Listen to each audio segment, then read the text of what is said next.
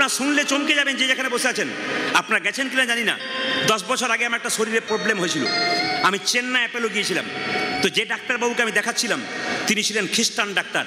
তার টেবিলে দেখলাম যীশু খ্রিস্টের মূর্তি আর ফুলের মালা দিয়ে পরানো আছে টেবিলে। জিজ্ঞেস করলাম, ইনি? বলছে, উনিই তো আসল, আমি শুধু চিকিৎসা করি মাত্র। আমি যে বাঙালি ডাক্তারকে দেখাচ্ছিলাম তার বাড়িতে যখন গেলাম তখন দেখছি ভোর 4টের সময় উঠে উনি মন্দিরে পুজো করছেন। এত বড় বড় ডাক্তার যারা লন্ডন ফেরত আমেরিকা ফেরত ডাক্তার, তারা শিখিয়ে দিচ্ছে আমাদেরকে, দেখে শেখো। যে মেয়েটা সুনিতা উইলিয়ামস কয়েকদিন আগে 9 মাসের জন্য চাঁদে গিয়েছিল, চিন্তা করেছেন উনি কে? ওনার ব্যাগের ভেতর একটা গণেশের মূর্তি, ওনার ব্যাগের ভেতর একটা গীতা ছিল। আপনারা নারী, উনিও নারী। চিন্তা করে দেখুন কত উন্নত মানের মেয়ে। সেই মেয়েটা বিজ্ঞানী, বিখ্যাত মেয়ে। সেই মেয়েটি কি করেছে না, ব্যাগের মধ্যে একটি গীতা রেখেছে আর ব্যাগের মধ্যে গণেশ রেখেছে। এরা শিখিয়ে দিচ্ছে। আমরা শুধু উঁচু দরের মানুষ নয়, উঁচু দরের মানুষ হবার আগে আমরা ভগবানকে সঙ্গে করে নিয়েছি। আপনার ছেলে মেয়েকে আপনি পূরণ করতে পারলেন না, আপনার ছেলে মেয়েকে সেই স্বাদ পূরণ করান। আপনার ছেলে মেয়েকে বড় করুন, কৃষ্ণ ভক্ত করুন, আপনার লাভ আছে। এই জন্য বারবার বলবো, বিখ্যাত বিজ্ঞানী আইনস্টাইন জীবনে কোনদিন মাছ মাংস খায় নাই। বিরাট কোহলি জীবনে মাছ মাংস খায় নাই। আর আমরা কি বলি, ছেলে যদি মাছ মাংস না খায় তবে গ্রোথ হবে না। আমাদের খুব একটা বাক্য হয়, গ্রোথ হবে না, শরীরের মনের পাওয়ার হবে না, মাংস মাছ খেতে হবে বলি না আমরা। বিরাট কোহলি কি খেয়েছিল? ব্যাটের উপর ব্যাট 6 মারছিল। বিখ্যাত বিজ্ঞানী আইনস্টাইন কি খেয়েছিল? সারা জীবন নিরামিষ খেয়েছিল। বিখ্যাত বিজ্ঞানী আইজ্যাক নিউটন ভগবান বিশ্বাস করতেন। যাকে আপনার টাকার উপরে যে ছবিটা দেখতে পাচ্ছেন তার নাম হচ্ছে মহাত্মা গান্ধী। তিনি ছিলেন এলাহাবাদ কোর্টের ব্যারিস্টার। সকালবেলায় ঘুম থেকে উঠে স্নান করে তিনি গীতা পড়তেন, গীতাকে মা বলতেন আর নিজের মাকে মা বলতেন। এবং গীতা পড়তে পড়তে তিনি শুধু একটা কথা বলতেন, প্রভু আমাকে সম্পদ দিও না, আমি তোমায় ভুলে যাব, আমাকে বিপদ দাও যেন আমি তোমায় মনে রাখতে পারি। এরা পৃথিবীতে এলো কেন? শিখিয়ে দিয়ে গেছে আমাদেরকে কি করে জীবনযাপন করতে হবে। আমরা শিখলাম না, আমরা পাশ্চাত্য শিক্ষাকে শিখলাম। নবদ্বীপ মায়াপুরে ইস্কন মন্দিরে ইংল্যান্ড আমেরিকা থেকে মানুষগুলো এসে হরে কৃষ্ণ বলতে পারে না, হরে কৃষ্ণ বলতে পারে না, হরে কৃষ্ণ লজ্জার ব্যাপার, ওরা বলতে পারে না তবু বলে, আমরা বলতে পারি তবু বলি না। আর কোন জায়গায় যাবেন আপনারা? নিজের ধর্মটাকে রক্ষা করুন। নোংরামি করে পাশ্চাত্য শিক্ষাকে গ্রহণ করে কাটা কাটা খাটো খাটো পোশাক পরে ধৈর্য না করে মাছ মাংস আনন্দ করে সংসারের মধ্যে থেকে সংসারটাকে জঙ্গল করে ফেলেছেন। পোলট্রির মুরগির ফার্মে গিয়ে দেখবেন এ ওকে ঠোকর মারছে, ওকে ঠোকর মারছে। যারা বেশি ডিম মাছ খাচ্ছে ওদের ঠোকর মারামারি হচ্ছে সংসারে, কেবল কোনো কাজ হচ্ছে না। কিন্তু আমি আপনাদের বলবো, যারা খান খান, কিন্তু যেদিন আপনাদের বাড়িতে নিরামিষ থাকে সেদিন ভগবানকে একটু প্রসাদ দিন। এমন কোনো হিন্দুর বাড়ি নাই যেখানে বৃহস্পতিবার নিরামিষ হয় না। জোরে বলুন হা না। হাঁড়ি করা আলাদা করে সেদিন একটু ভোগ রান্না করে গোবিন্দের চরণে দিয়ে সবাইকে একটু করে প্রসাদ দিয়ে অন্যের সঙ্গে দিয়ে বলুন, আজকে প্রসাদ পাচ্ছিস তুলসী পাতা দিয়ে, আজকে গোবিন্দের প্রসাদ। বাচ্চা ছেলেটা লোককে বলতে পারবে, আমি সপ্তাহে একদিন প্রসাদ খাই, আমার মা আমাকে দেয়। আপনি দেবেন তবে তো খাবে, না দিলে আপনিই খান না, আপনার বাচ্চাকে দেবেন কি করে? আপনি খান, আপনার বাচ্চা খাবে। জীবনকে সুন্দর করুন। জীবনটা এরকম ছেলে খেলা নয়, জীবনটা অনেক দাম আছে। এই জীবনে ভালো কর্ম করলে দেখবেন জীবন পরিবর্তন হয়ে যাবে, কৃষ্ণ ভক্ত হয়ে যাবেন, আপনার জীবনটা আনন্দ হয়ে যাবে। তবে মায়েরা, সুখের দিনে মানুষ আগের দিনে যায়, দুঃখের দিনে পেছন পেছন যায়। যেদিন কেউ বিয়ে করতে যায় বরযাত্রী আগে আগে যায়, নাচতে নাচতে ভালো ভালো খাবো, নাচতে নাচতে যায়, বর পেছনে যায়, সুখের দিনে আগে গেল। আর যেদিন আপনি মারা গেলেন আপনার মৃতদেহটা আগে আগে গেল আর আপনার শ্মশান যাত্রীরা পেছন পেছন গেল। সুখের দিনে মানুষ আগে আগে যায়। আপনার যখন টাকা পয়সা গাড়ি বাড়ি, আপনার প্রচুর বন্ধু থাকবে। আপনার যখন কিছুই থাকবে না তখন সবাই আপনার কাছ থেকে সরে যাবে, কিন্তু ভগবান তো আপনার কাছ থেকে সরবে না। কৃষ্ণ কোনোদিন সরবে না। একদিনে সুখ আর দুঃখ রাস্তাতে দেখা হয়েছে। সুখকে দেখে দুঃখ বলছে, সুখ তুই বড় সুখী রে, সবাই তোকে চাই, খালি যত জায়গায় যায় খালি বলে সুখ চাই সুখ চাই, আমাকে কেউ চায় না। সুখ বলল, না রে দুঃখ, তুই আমার চাইতে সুখী। বলে কেন? সুখ বলল আমাকে যদি কেউ পায় তবে সে ভগবানকে ভুলে যায়, আর তোকে যদি কেউ পায় তবে ভগবানকে চিরকাল স্মরণ। দুঃখ পেতে ভগবান শ্রীকৃষ্ণের পিসি কুন্তিও পর্যন্ত কৃষ্ণের কাছে বলেছিল আমাকে দুঃখ দে, আমাকে সুখ দিস না, আমাকে সম্পদ দিস না, আমাকে বিপদ দে, যেন আমি কৃষ্ণ বলে কাঁদতে পারি। কৃষ্ণ জিজ্ঞেস করেছিল, পিসি কৃষ্ণ বলে কেঁদে কি লাভ? কুন্তি বলেছিল, কৃষ্ণ বলে কেঁদে যে কি লাভ, যে জন কাঁদতে পেরেছে সে ছাড়া কেউ জানে না। কৃষ্ণ বলে কাঁদো, জীবনে আনন্দ আছে। ছেলের জন্য কাঁদবে, মেয়ের জন্য কাঁদবে, শেষে ছেলে মেয়ে বলবে তুমি আমার জন্য কি করেছো? আপনি বলবেন আহ, যার জন্য করি চুরি সে কিনা বলে চোর। কিন্তু ভগবানের জন্য কাঁদলে ভগবান তার অভাব রাখে না, ভগবান তার অভাব পূরণ করে।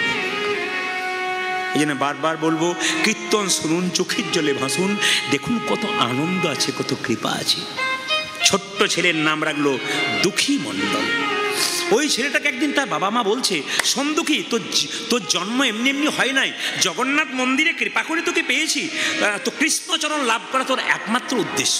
ছোট্ট দুঃখী বললো, তাহলে আমি কি করে কৃষ্ণ পাবো? বাবা মা বলছে, শোন, প্রথমে গুরুকরণ করতে হয়, আর গুরুকে পেতে গেলে নবদ্বীপে যেতে হয়। গোবিন্দের কৃপা একদিন তুই পাবি, রাধারানীর কৃপা পাবি। ছোট্ট ছেলে বলছে, তাই নাকি? আগে গুরুকরণ করতে হয়, তাহলে নবদ্বীপে যেতে হবে? বলে হ্যাঁ, দিতে হবে তো। ছোট্ট দুঃখীর 5 বছর বয়স। ও মনে মনে ভাবলো, আজকেই যাব, আর কাল নয়, কাল কাল করে রাবণ স্বর্গের সিঁড়ি বাঁধতে পারে না। আমাদের জীবনে খেলে একটা ইচ্ছা, কৃষ্ণ ভজন করুন, হ্যাঁ এখন কি করব? পরে করব, এখন ছেলে মেয়ে সংসার আছে, পরে করব। কাল কাল করতে করতে কোন দিন যে আপনার জীবনে কাল চলে আসবে আপনি বুঝতে পারবেন না। এখন থেকে শুরু করুন। ছোট্ট দুঃখী বাবা মা যখন শুয়েছে তাদেরকে প্রণাম করে চললো কোথায়? নবদ্বীপের পথে। বইটার নাম হচ্ছে হিন্দু ধর্ম কি এবং কেন। বইটার লেখক হচ্ছে লোকনাথ কবিরাজ। তাদের পরিষ্কার করে বলছে যে বাচ্চার যখন জন্ম হবে তখন মুখে মধু দেয় কেন না? বাচ্চা কান্নাকাটি করে, মায়ের দুধ পান করতে পারে না, ওই জন্য মধু দেয় কান্না বন্ধ করবার জন্য। মধু কখন দেবেন তবে বাচ্চা মিষ্টি কথা বলবে না? বললো বইটাতে যে মধু দেবেন কখন? 21 দিন পর যখন আপনি আতুর ঘর থেকে নিয়ে যাবেন স্নান করিয়ে, তখন মধু দেবেন, বাচ্চা মিষ্টি মিষ্টি কথা বলবে। আর কখন দেবেন? যখন দেখবেন আপনার বাচ্চার অন্নপ্রাশন হবে, তখন দেবেন, দেখবেন আপনার বাচ্চা কি হবে? মিষ্টি মিষ্টি কথা বলবে। আপনার বাচ্চা ছেলের মনটা হচ্ছে কচি বাঁশের মতো, যেদিকে বাঁকাবেন সেদিকে বাঁকবে, বাঁশ মোটা হলে আর বাঁকবে না। যে যেখানে বসে আছেন, যারা বাবা হয়েছেন, দাদু হয়েছেন, মা হয়েছেন, হ্যাঁ মাসি হয়েছেন, মন দিয়ে শুনে নেবেন কি, বাচ্চা ছেলের মন কচি বাঁশের মতো, যেদিকে বাঁকাবেন সেদিকে বাঁকবে, বাঁশ মোটা হলে আর বাঁকবে না। শিক্ষা যদি দেবেন ছেলেকে, ছোট থেকে দেবেন, কি বলবেন? আমি তো পশ্চিমবাংলার প্রত্যেকটি জেলায় যাই, রাজ্যে রাজ্যে যাই, বিদেশে পর্যন্ত যাবার আমার অফার আছে পরবর্তী ক্ষেত্রে। কিন্তু আপনাদের কাছে নিবেদন রইল, সব জায়গাতে বাড়িতে বাসা হলে বাচ্চাকে কোলে নিয়ে তার মাগুলো এসে বলে, একবার বলে দাও তো কি, রাধে রাধে, হরে কৃষ্ণ, জয় নিতাই। কে বলে? বাচ্চাগুলো বলে। কেন? বাচ্চাগুলোকে ছোট থেকে শেখানো হয়েছে। আবার বাচ্চাগুলো এসে টুক করে ঝুপ করে প্রণাম করছে, ওর মা ইশারা করেছে, খোকা একবার সঙ্গে সঙ্গে প্রণাম করছে। কেন? শিখিয়েছি, আচার শেখানো। বাচ্চাকে সকালবেলায় মুখ ধুয়ে বলুন, মন্দিরে প্রণাম কর, তোর দাদু ঠাকুমাকে প্রণাম কর, আমাকে আর তোর বাবাকে প্রণাম কর। আচার শেখান। ছোট মেয়ের হাতে মোবাইল নয়, সংস্কার শেখান। আর ছোট্ট ছেলের হাতে আপনি বাইক নয়, ওকে জীবন দান করুন। এক পকেটে গীতা রাখবেন, তো এক পকেটে মোবাইল রাখুন। সপ্তাহে একদিন ছুটি থাকবে, ছেলে মেয়েদেরকে নিয়ে পার্কে বেড়াতে যাবেন না, ওখানে উল্টো পাল্টা জিনিস দেখবেন, মন্দিরে যান। আপনিও প্রণাম করবেন, বাচ্চাটা আপনার পেছন পেছন প্রণাম করবে, বাচ্চাটাকে কিছু সম্পদ দিয়ে যাবেন।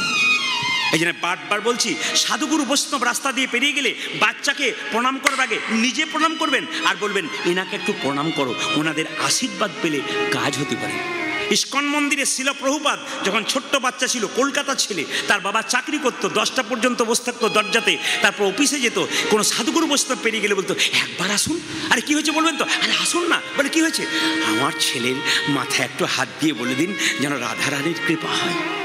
বৈষ্ণবরা আসতো আর ছেলের মাথায় হাত দিয়ে বলতো, তোমার ছেলে রাধারানীর কৃপা হোক। শিল প্রভুপাদ বৈষ্ণবের আশীর্বাদে এত বড় হল।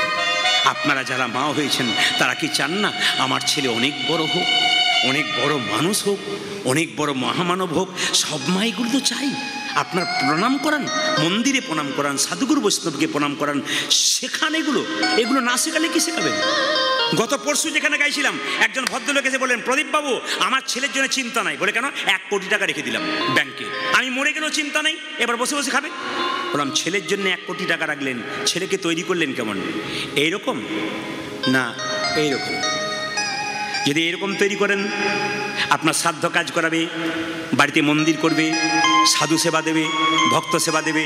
আর যদি এইরকম তৈরি করেন, যা ছিল তা তো যাবে, আর আপনার সাধ্যে আরও সাধ্য করে নিতাই গোল হরিগোল করে দেবে।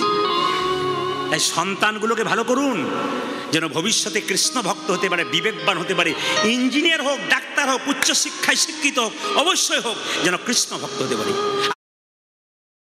বহুদিন বিয়ে হয়েছে কিন্তু সন্তান নাই, বাড়িতে গাড়ি বাড়ি, টাকা পয়সা, ধন দৌলত সব থাকবে, কিন্তু কোনো মায়ের যদি সন্তান না থাকে, তবে তার মতো দুঃখ পৃথিবীতে আর কারো। বিশেষ করে বাবাদের যা হয়, মায়েদের প্রচণ্ড কষ্ট হয়। কেন? পাশের বাড়ির ছেলে যখন তার মাকে মা বলে ডাকে, তখন যে মা হতে পারে নাই, তার ভেতরটা কেঁদে ওঠে, আমি যদি মা হতাম, আমাকে আমার ছেলে মা বলে ডাকতো। আপনাদের কাছে নিবেদন রইল, মায়েরা, দ্বারিকাদেব এবং কৃষ্ণমণ্ডল দুজনে মিলে ভগবানের ভজনা করছে, আর সেই সময় হঠাৎ করে কৃষ্ণমণ্ডলকে দ্বারিকাদেবী বলল, স্বামী, যারা কৃষ্ণ ভজন করে তাদের এত দুঃখ কেন? স্বামী বলে উঠল, দুঃখ কেন জানো?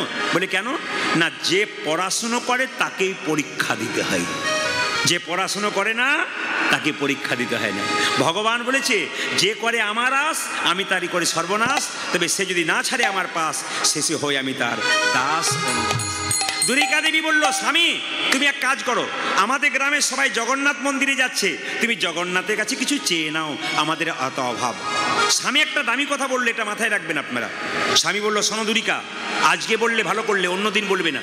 ভগবানের মন্দিরে চাইতে নাই, যে চাই সে অল্প পায়, আর যে চায় না এত পাই ভাবতে পারে না। ও মায়েরা, ভগবানের মন্দিরে গিয়ে কোনোদিন বলবেন না, আমার ছেলের চাকরি দাও, আমার মেয়ের বিয়ে দাও। কেন? মন্দিরে বসলে তিনি তো বুঝতে পারবেন, অন্তর্যামী, তিনি তো জানেন আপনার কি আছে না আছে। আপনি আবার চাইবেন কেন? চাইবার দরকার নাই, তিনি ঠিক বুঝে বুঝে আপনাকে দেবে। সুদামা কৃষ্ণের কাছে গিয়েছিল, কৃষ্ণ বলেছিল, তোর কিসের অভাব? সুদামা বলেছিল, অভাব যা ছিল সব দূর হয়ে গেছে, তোকে দেখার পর সব দূর হয়ে গেল। ভগবানকে দেখার পরে সুদামাকে কৃষ্ণ মনে মনে ভাবলো, ওরে সুদামা, আমি জানি তোর কত অভাব আছে, আমি যে অন্তর্যামী, তবে তুই বাড়ি ফিরে যা, দেখবি তোর খড়ের চালের ঘরটা দালান ঘর হয়ে গেছে, আর তোর স্ত্রী ভিখারিনী ছিল, রাজরানী হয়ে গেছে। চাইতে নাই, চাইলে কম পাওয়া যায়, আর না চাইলে অনেক কিছু পাওয়া যায়। আপনারা কারা কারা জগন্নাথে গেছেন? হাত তুলবেন তো। বাহ, সবাই গেছেন, কিন্তু কিছু মনে করবেন না। জগন্নাথ মন্দিরে গেছেন, কিন্তু জগন্নাথের একটা বিরাট রহস্য আছে, আপনাদের অনেকের অজানা আছে। জগন্নাথ, বলরাম, সুভদ্রা তিনজনকে দেখেছেন বেদিতে, আর একজন আছে, বলুন তো কি আছে?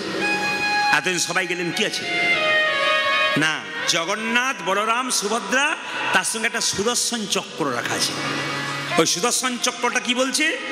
যে আমাকে দেখে শিখে নাও, যদি জগন্নাথকে ভক্তি করবে আমি চুপ থাকবো, আর ভগবানের কাছে ভক্তি করবে না, শত্রুতা করবে, হিংসা করবে, আমি সুদর্শন চক্র তোমাকে ছেড়ে দেবো না।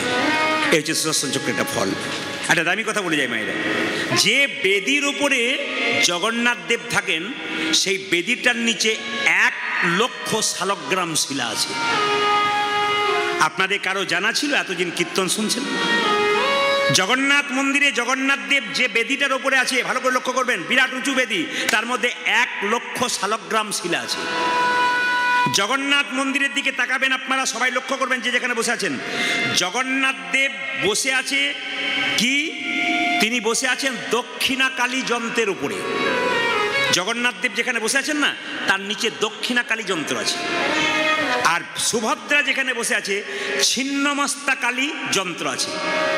আর বলরাম যার উপরে বসে আছে, তার উপরে ভবানী দেবীর যন্ত্রের উপরে বসে আছে। এবার আপনারা বিচার করুন, জগন্নাথ বৈষ্ণব না শাক্ত? জগন্নাথের মতো রহস্য আর নাই। সবাই তাকাবেন, জগন্নাথ মন্দিরে যদি আপনারা কেউ যান, তাহলে 22 পাইচা সিঁড়ি দেখতে পাবেন, কিন্তু গুনে দেখবেন 22 পাইচা নাই, 18 পাইচা, 18টা সিঁড়ি আছে। 18টা কেন? 18 দিন কুরুক্ষেত্রের যুদ্ধ হয়েছিল। 18 অক্ষর সৈনিক ছিল, ওই জন্য 18।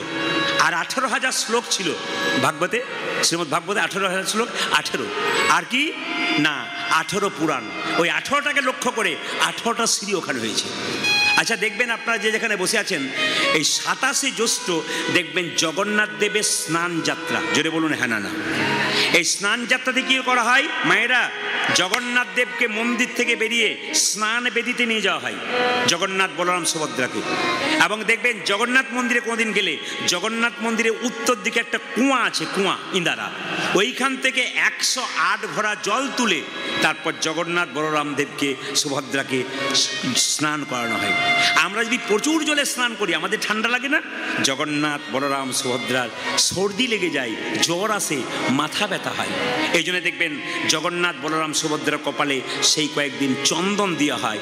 আমরা যেমন মাথা ধরে গেলে আমরা কি করি, একটু ভিক্স লাগাই না আপনারা, ঝন্ডুবাম এইসব কী সব লাগান, এসব লাগান, কিন্তু লক্ষ্য করুন একটা করে কি চন্দন মাথাতে লাগানো হয় যাতে ব্যথা কষ্ট থেকে অনুভব হয়। দেখবেন জগন্নাথ দেবের 15 দিন শরীর খারাপ থাকে, ওই জন্য 15 দিন দরজা বন্ধ থাকে। রাজবৈদ্য এসে চিকিৎসা করে নাকি, এও বিশ্বাস আছে, রাজবৈদ্য চিকিৎসা করে। এবং জগন্নাথ দেবের মন্দির 15 দিন বন্ধ থাকে বলে জগন্নাথ দেবের মন্দিরের বাইরে জগন্নাথ বলরাম এবং সুভদ্রার চিত্রপট মানে ছবি থাকে, ওতেই প্রণাম করা হয়। জগন্নাথকে স্নান করার পর গজবেশ ধারণ করানো হয়। এই জন্য স্নান যাত্রার দিনে আপনাদের একটা কথা বলে রাখি, 27শে জ্যৈষ্ঠ যাদের বাড়িতে জগন্নাথ দেব বলরাম সুভদ্রার ছবি আছে, ওই ছবিতে স্নান করাবেন। আপনার জল কোথায় পাবেন? কুয়ার জল, ইন্দিরার জল না, সব জলই পাবেন, পবিত্র জল। সেই জল কি করবেন, বাড়িতে 2টো করে শঙ্খ রাখতে হয়, একটা বাদ্য শঙ্খ, একটা জলশঙ্খ। যেটা এঁটো করে বাজাচ্ছেন ওটা হচ্ছে বাদ্য শঙ্খ, ওটা মন্দিরে ভগবানের কাছে রাখতে নেই। যেটা জলশঙ্খ সেটা মন্দিরের কাছে ভগবানকে রাখতে হয়। এবং জলশঙ্খের পর একটা তুলসী পত্র দেয়। আর যেটা এঁটো শঙ্খ কোনো মতেই মন্দিরের ভেতরে রাখবেন না, মন্দির থেকে একটু বাইরে রাখবেন, কিংবা মন্দিরে ভগবানের চরণ থেকে দূরে রাখবেন। এঁটো শঙ্খ সামনে রাখতে নাই, জলশঙ্খ রাখতে হয় একটা তুলসী পত্র দিয়ে। এই জলশঙ্খ দিয়ে জলশঙ্খের ভেতরে জল ভরে জগন্নাথ দেবকে আপনি স্নান করাবেন। ভগবানকে যেমন স্নান করা হয়, বিগ্রহকে স্নান করা হয়, আপনার স্নান করাবেন। একটু পরমান্ন তৈরি করে একটু তুলসী পত্র দিয়ে ভগবানকে ভোগ দেবেন। এবং সেই দিন ভগবানের স্নান যাত্রা দিনে নিজেকে একবেলা ভগবানের চরণে নিয়োজিত করবেন, দেখবেন জগন্নাথের কৃপা পাবে। এই যে সবাই মিলে জগন্নাথ দেবের স্নান যাত্রা 27শে জ্যৈষ্ঠ নিতাই গৌর হরিবোল বলে পালন করবেন। এই জগন্নাথ দেবের স্নান যাত্রা কিন্তু সবাই লক্ষ্য করো মায়েরা, জগন্নাথ মন্দিরে যেই না কৃষ্ণমণ্ডল গেছে, অমনি কৃষ্ণমণ্ডল কেঁদে কেঁদে বলছে প্রভু আমার দয়া করো। বারবার জগন্নাথ মন্দিরে গিয়ে জগন্নাথ দেবের কাছে গিয়েছে, প্রভু আমার দয়া করো। কৃষ্ণমণ্ডল বলছে আমি কিচ্ছু চাইবো না, শুধু আমাকে দয়া করো, আমাকে কৃপা করো, যেন তোমার চরণে আমার ভক্তি থাকে, আমি যুগে যুগে যেন মানুষ কুলে জন্মগ্রহণ করতে পারি এবং তোমার চরণে যেন আমার মতি থাকে। প্রভু আমার দয়া করো, দয়া করো একবার। প্রভু দয়া করো, দয়া করো একবার। প্রভু আমার দয়া করো, দয়া করো একবার। প্রভু আমার দয়া করো, দয়া করো একবার। আয় প্রভু আমার দয়া করো, দয়া করো একবার। যুগে যুগে হরি এসেছ ধরাই, উদ্ধারেতে জগজনে, তাই তো তোমায় ডাকি প্রভু, ডাকি আপন মনে। উলধ্বনি প্রভু আমার দয়া করো, দয়া করো একবার। প্রভু আমার দয়া করো, দয়া করো একবার। আজ প্রভু আমার দয়া করো, দয়া করো একবার। যুগে যুগে হরি এসেছ ধরাই, উদ্ধারিতে জগজনে, তাই তো তোমায় ডাকি প্রভু, ডাকি আপন মনে। উলধ্বনি প্রভু আমার দয়া করো, দয়া করো একবার। প্রভু আমায় দয়া করো, দয়া করো একবার। আজ প্রভু আমায় দয়া করো, দয়া করো একবার। করো একবার, দয়া করো। একবার। জগন্নাথের চোখ গোল না পটল চেরা? জোরে বলুন, সবাইকে বলতে হবে গোল না পটল চেরা। আমি আপনাদের একটা কথা বলে যাই, সুন্দর করে মন দিয়ে শুনবেন। চঞ্চল ব্যক্তির জীবনে কোনোদিন উন্নতি হ্যাঁ না না, জোরে বলুন। সত্যযুগের মানুষরা ধ্যানের মাধ্যমে ভগবানকে পেয়েছিল। আর এখন আমাকে মাঝে মাঝে বাসায় কেউ কেউ প্রশ্ন করে, বাবা ধ্যান কি করলে ভগবানের কৃপা পাবো, আশীর্বাদ পাবো? বলে ধ্যান করো। বলে চোখ মুজলেই যত চিন্তা ভাবনা মাথায় আসে, ওই জন্য আমার আর ধ্যান হয় না। কলিযুগের মানুষের ধ্যান নাই। 3 ঘন্টার কীর্তন শুনতে সে 6 বার উঠতে হয়, ধৈর্য কোথায়? আপনি মা হয়ে আপনার ছেলেকে বলবেন ধৈর্য নাই, পড়তে বস। আপনার ছেলে তো পরে বলবে কীর্তন শুনতে যা তোমারই ধৈর্য নাই, তুমি ছটপট ছটপট করো, তুমি আমাকে কি শিক্ষা দাও? আগে নিজে আচরণ করুন, নিজে ধৈর্যবান হন। আপনার শরীরে রক্ত আপনার ছেলের শরীরে বইছে, আপনি ভবিষ্যতে দেখবেন আপনার ছেলে মেয়ে ধৈর্যবান হয়েছে। 100 ভাইয়ের দাদা দুর্যোধন, তিনি ছিলেন চঞ্চল, তিনি ভগবানকে হারালেন। আর পঞ্চপাণ্ডবের দাদা যুধিষ্ঠির, উনি স্থির ব্যক্তি ছিলেন, উনি ভগবানকে পেলেন। তাই এ সংসারে যিনি স্থির ব্যক্তি তিনি ভগবানকে পায়, আর যিনি চঞ্চল ব্যক্তি তিনি ভগবানকে হারায়। মায়েরা তরকারি সবজি কাটতে গিয়ে আঙুল কেটে ফেলেন না? যারা চঞ্চল মেয়ে তারা আঙুল কেটে ফেলে, কিংবা তরকারিতে 2 বার নুন দিয়ে ফেলে, লোকের কাছে গাল খায় না। চঞ্চল নয়, স্থির। যদি নিজেকে স্থির সাজাতে পারেন গোবিন্দের কৃপা পাবেন। তাই সবার কাছে নিবেদন রবি মায়েরা, জগন্নাথের চোখটা গোল না পটল চেরা? জোরে বলুন, আর একটু জোরে বলুন। গোল। আচ্ছা আচ্ছা, কৃষ্ণের চোখটা পটল চেরা না গোল? কৃষ্ণের বিচার মাঝে মাঝে এদিক ওদিক হয়, কিন্তু জগন্নাথের বিচার গোল। কেন? জগন্নাথ সমান সবার কাছে। ভিখারি গেলেও যা, ধনী গেলেও যা, ব্রাহ্মণ গেলেও যা, বৈষ্ণব গেলেও যা, শূদ্র গেলেও যা, একজন টোটো চালক গেলেও যা, একজন অটো চালক গেলেও যা, একজন জমিদার গেলেও তা, সবাইকে জগন্নাথ দেখবেন গোল চোখে, সবাইকে সমান চোখে দেখে। আচ্ছা মায়েরা, যে যাকে ভালোবাসে তাকে 2টো কথা বলতেও পারে। ভগবানকে যদি ঠিকমতো ভালোবাসতে পারেন, ভগবানকে 2টো কথা শোনাতে পারেন, ভগবান শুনবে। কৃষ্ণমণ্ডল জগন্নাথ মন্দিরে গিয়ে কেঁদে কেঁদে বলল, হে জগন্নাথ। আচ্ছা, বক্সের সাউন্ডটা কি বেশি হচ্ছে নাকি? অনেকে কানের আঙুল দিয়ে দিয়ে যাচ্ছে বলে বলছেন। হে জগন্নাথ, তুমি নাকি জগতের নাথ, তুমি নাকি জগতের নাথ, তোমার কাছে কিছু চাইব বলে এসেছিলাম, কিন্তু ওগো জগন্নাথ তোমার কাছে কি চাইব? তোমার হাত নাই, তুমি দেবে কি? তোমার পা নাই, তুমি দেবে কি? এতদিন জগন্নাথ মন্দিরে গেছেন, কেউ বলতে পেরেছেন? একটু হ্যাঁ না না বলবেন। জগন্নাথ মন্দিরে গেছেন, কেউ বলতে পেরেছেন এই কথাটা? এত বড় সাহস কারো আছে? কিন্তু কৃষ্ণমণ্ডল কেমন ভালোবেসছে দেখুন। হে জগন্নাথ, তোমার হাত নাই, তুমি দেবে কি? তোমার পা নাই, তুমি দেবে কি? তোমার কাছে কি চাইব? জগন্নাথ বলতে চাইছো, রে কৃষ্ণমণ্ডল, আমার হাত নাই, এ হাত তোদেরকে দিলাম কর্ম করার জন্য। আমার পা নাই, এই পা তোদেরকে দিলাম কর্ম করতে গেলে এক জায়গা থেকে অন্য জায়গা যেতে হবে বলে। আমার যা নাই আমি তোদেরকে তাই দিয়ে দিলাম। জগন্নাথ প্রভু কত কৃপা দেখুন। বলছে আমার এই হাত আমি জগতের সবাইকে দিয়ে দিলাম কর্ম করার জন্য। কর্ম 2 প্রকার হয়, একটা সুকর্ম, একটা কি কুকর্ম। আপনি যখন মরবেন গাড়ি বাড়ি টাকা পয়সা কিচ্ছু যাবে না, 2টো জিনিস যাবে, আপনার কর্ম। যদি সুকর্ম করেন তাহলে সুকর্ম যাবে, আর যদি কুকর্ম করেন তাহলে আপনার কুকর্ম সঙ্গে যাবে। তো জগন্নাথ মন্দিরে কৃষ্ণমণ্ডল বলছে, আমি আজকে তোমার কাছে একটা জিনিস চাইব, যে জিনিসটা লোকে কেউ চাই না আমি চাইব। বলে কি? তোমার কাছে এমন জিনিস চাইব কেউ তোমার কাছে চাইনি। ওগো জগন্নাথ, আমি গাড়ি চাই না, বাড়ি চাই না, টাকা চাই না, পয়সা চাই না, আমায় শুধু একটা জিনিস দাও। ওগো জগন্নাথ, আমায় একটা কৃষ্ণ ভগত সন্তান দাও। হরি ওগো জগন্নাথ।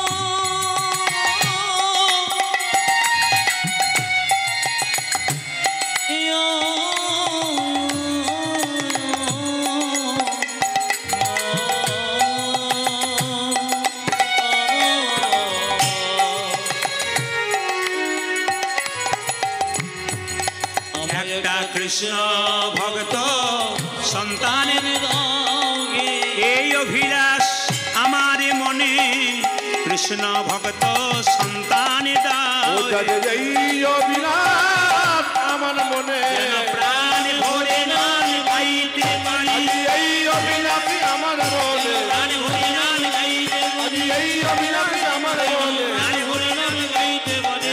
কৃষ্ণ ভক্ত সন্তান দাও গে। মায়েরা, আপনার জীবনে চাওয়াটা যেন ভালো হয়, দরখাস্তের বয়ান যদি ভালো হয়, পারমিশন তাড়াতাড়ি হয়। ভগবানের কাছে চাওয়া যদি আপনার ভালো হয়, পাওয়াটা খুব ভালো হবে। তবে ভক্ত যদি কাইমনে কোনো বাঞ্ছা করে, ভগবানের সাধ্য নাই সেই বাঞ্ছা নেই পড়ে। ভগবানের কাছে ভক্ত কোনোদিন গাড়ি বাড়ি টাকা পয়সা চায় না, ভগবানের কাছে ভক্ত শুধু প্রেম আর ভক্তি চায়। তাই কৃষ্ণমণ্ডল বলে আমাকে একটা সন্তান দাও। আশ্চর্যের ব্যাপার, জগন্নাথ দেব যেন আকাশবাণী করে বললেন, যা কৃষ্ণমণ্ডল, তোকে একটা কৃষ্ণ ভক্ত সন্তানই দিলাম। বাড়ি ফিরে আসছে জগন্নাথ দেবকে প্রণাম করি। আচ্ছা বাবা, কিছু মনে করবেন না, আপনারা সবাই কীর্তন শুনতে এসছেন, মন্দিরে প্রণাম করছেন বা বাড়িতে মন্দিরে প্রণাম করেন। প্রণামে কিন্তু নিয়ম আছে। ভগবানকে বাঁ দিকে রেখে প্রণাম করবেন, দেবদেবীকে ডান দিকে রেখে প্রণাম করবেন।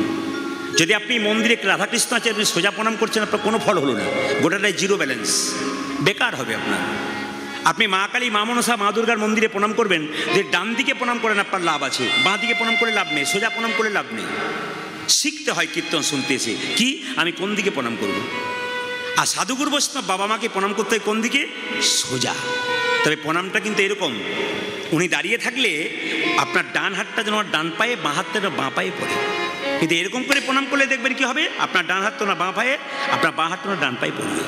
কিন্তু প্রণামটা আপনার কীরকম করতে হবে না, এইরকম করতে হবে, বাঁ হাতটা নিচে, ডান হাতটা উপরে। দেখে নেবেন আপনার ডান হাত ওনার ডান পায়ে পড়বে, আপনার বাঁ হাত ওনার বাঁ পায়ে পড়বে।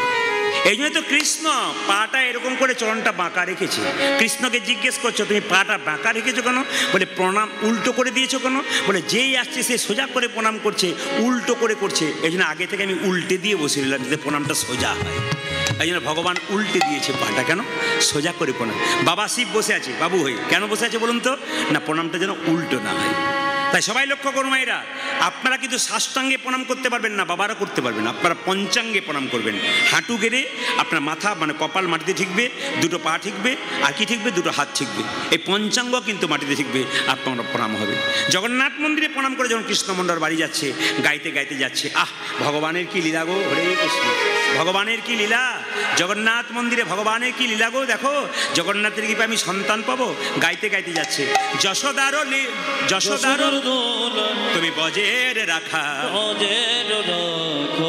বৃন্দাবন মন হারি, যশোদারু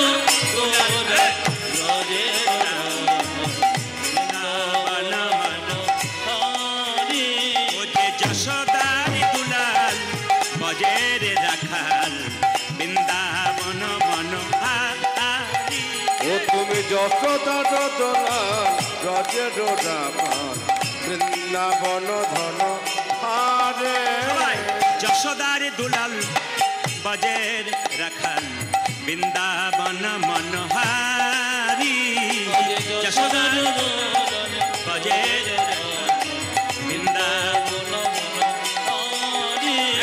গোপী জন বল্লভ রাধিকা রামন, গোপী জন বল্লভ রাধিকা রমন, গোপী জন বল্লভ রাধিকা রামন।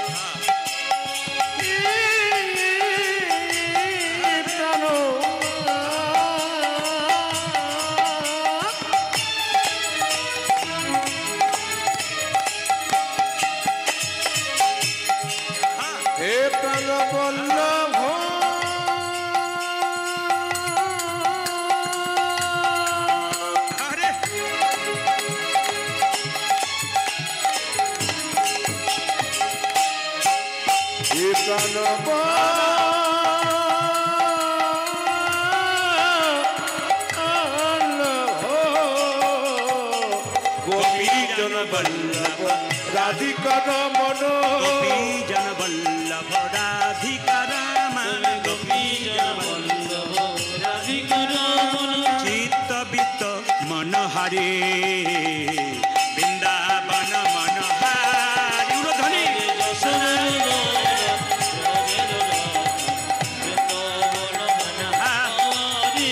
তুমি যশোদা যতলাল গজে ডাকা বৃন্দাবন ঘন হরি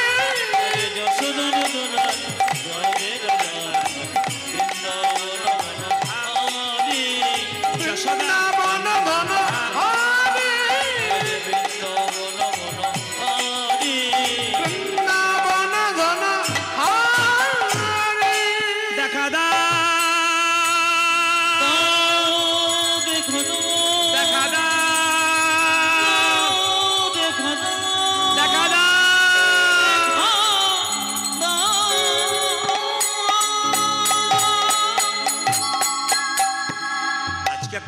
আজ একটা দারুণ দিনে কীর্তন হচ্ছে, কিন্তু ফল হারিনি অমাবস্যা। যদি তীর্থস্থানে কোনোদিন কেউ যান, সবাইকে বলা রইল একটা কাজ করবেন শাস্ত্র অনুযায়ী। তীর্থস্থানে গেলে আপনি একটা ফল ত্যাগ করে আসবেন। যে ফলটা খেতে আপনি খুব ভালোবাসেন, ওই ফলটা তীর্থে গিয়ে বলবেন, প্রভু এ ফল আমি জীবনে খাবো না, তোমার চরণে দিয়ে চলে গেলাম। তীর্থস্থানে গেলে ত্যাগ কিছু করে আসতে হয়। যেমন আমি নিজে আপেল, কলা আর লেবু ভালোবাসি। ধরুন আমি মন্দিরে গেলাম, গয়াকাশী বৃন্দাবন, গিয়ে বললাম, প্রভু আমি আপেল খেতে খুব ভালোবাসি, তোমাকে দিয়ে গেলাম, আর জীবনে যতদিন বাঁচবো আমি আপেল কোনোদিন খাবো না। এরকম আপনাদের শর্ত করতে হবে, যে ফল প্রিয় আপনার সেটাকে ত্যাগ করতে হবে তীর্থস্থানে গেলে।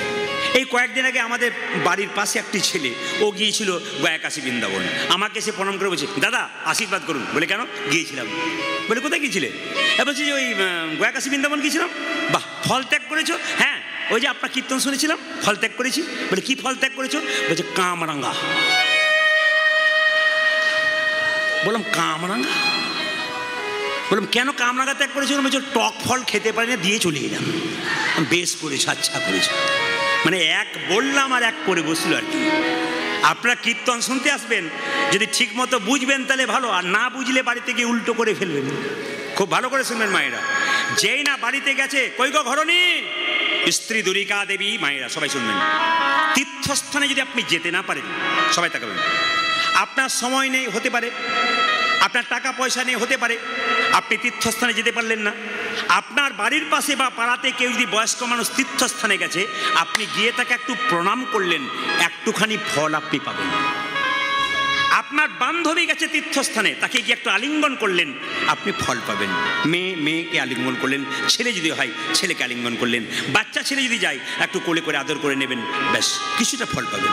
দুরিকা দেবী গলায় কাপড়টা দিয়ে, স্বামী এসো এসো এসো, পাটা ধুয়ে দিই।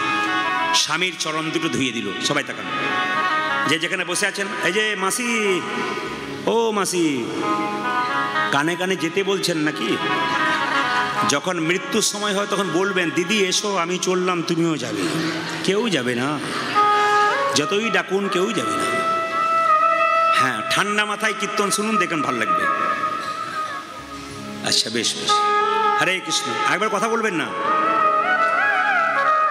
সবাই বল, রাধা রানী কি, শ্যাম সুন্দর কি, মদন মোহন কি, হরিবাসর কি, সাধুগুরু বৈষ্ণব কি, গৌর ভক্তবৃন্দ কি। সবাই তাকে বলবেন। স্ত্রী কি করলো? পা দুটো ধুয়ে দিল। ভয়ে জিজ্ঞেস করতে পারছে না, কি তুমি চাইলে? কেন? কঠিন লোক তো, চাইবে না বলেছে। স্বামী জগন্নাথ কেমন দেখলে? খুব ভালো দেখলাম, খুব ভালো দেখলাম। আচ্ছা আচ্ছা, তিনজনকে দেখেছো? মানে কায়দা করে করে জিজ্ঞেস করবার চেষ্টা করছে, তিনজনকে দেখলে? হ্যাঁ গো দুরিকা, একটা কি একটা জিনিস চেয়ে বসলাম। কি জিনিস চাইলে? আমি না কি যেন মনে হলো জগন্নাথে গিয়ে বললাম, গাড়ি বাড়ি টাকা পয়সা ধন দৌলত কিছু চাই না, আমি একটা কৃষ্ণ ভক্ত সন্তান চেয়ে বসলাম। দুরিকা দেবী মনে মনে ভাবলেন, স্বামী যেদিন থেকে তুমি জগন্নাথ মন্দিরে গিয়েছিলে, আমার সন্তান নাই, আমার যে কি কষ্ট আমি ছাড়া কেউ বুঝতে পারি না। সেই দিন থেকে মন্দিরে বারবার কেঁদে কেঁদে বলেছিলাম, জগন্নাথ আমার স্বামী তোমার কাছে গেছি, এমন একটা জিনিস দিও, আমি খেতে পাই না পাই, যেন মা ডাকটা শুনতে পাই। ভক্ত যদি ঠিক মতো ডাকতে পারে, ভগবান শুনতে পারে।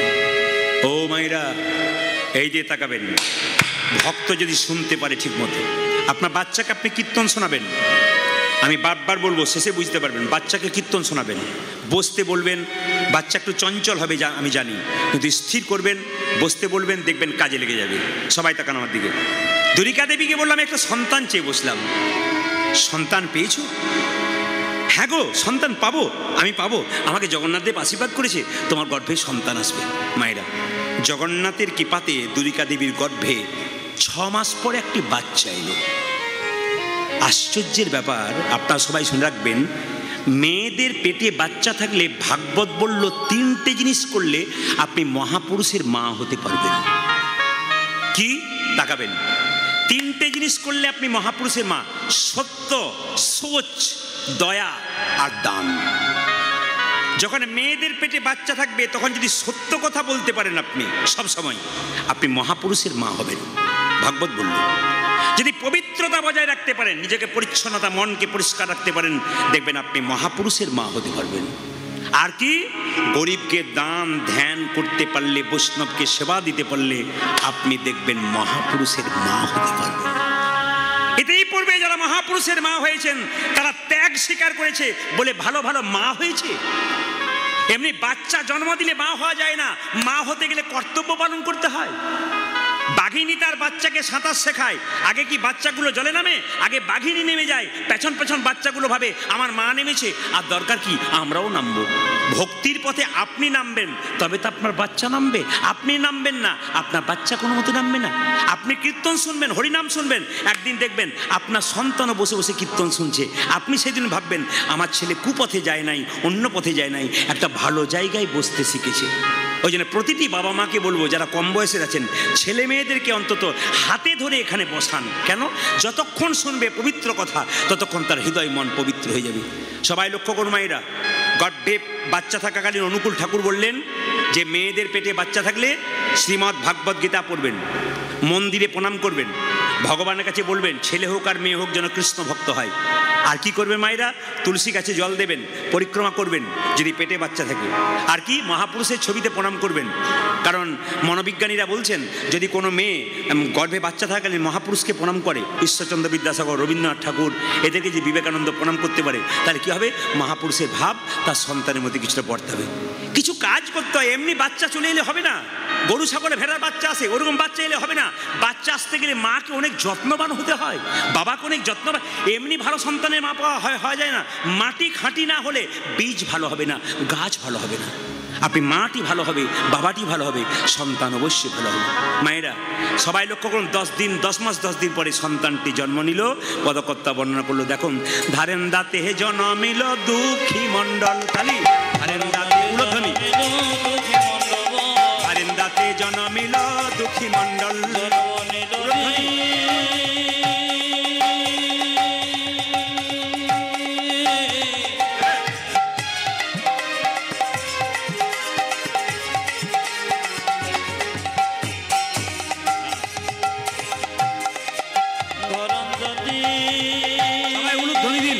সন্তান জন্ম নিচ্ছে।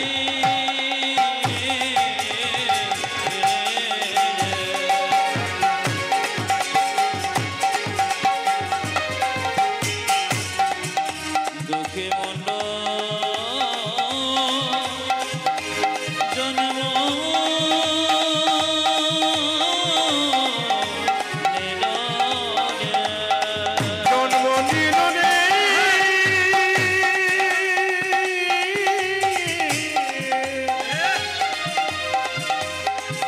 আজ ধারের দাতে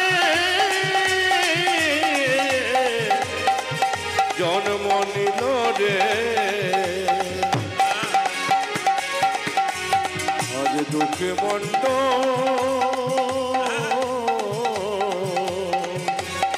জন্ম নিল, জন্ম নিল, জন্ম নিল, ধারের দাতে জন্মিল দুঃখী মন্ডল, ধারেন দাতে জন্মিল দুঃখী মণ্ডল। জন্মিল দুঃখী মণ্ডল। মাতার নামে তুরি নন্দুরিকা পিতা কৃষ্ণ মণ্ডল, অজয় মাতা নন্দুরিকা পিতা কৃষ্ণ মণ্ডল, অজয় মাতার নাম দুরিকা পিতা কৃষ্ণ মণ্ডল, আজি মাতা নাম দুরিকা পিতা কৃষ্ণ মণ্ডল। পুত্র হেরি পিতা মাতার আনন্দ না ধরে, পুত্র হেরি পিতা মাতা আনন্দ না ধরে, পুত্র হেরি পিতা মাতার আনন্দ না ধরে, ওজা পুত্রকারী পিতা মাতায় আনন্দ না ধরে, পাড়া প্রতিবেশী সবে উলুধ্বনি করে, পার্বতী বেশে সবে ধ্বনি করে, ওই যে পাড়া প্রতিবেশী সবে জয়ধ্বনি করে, পাড়া প্রতিবেশী সবে উলুধ্বনি করে।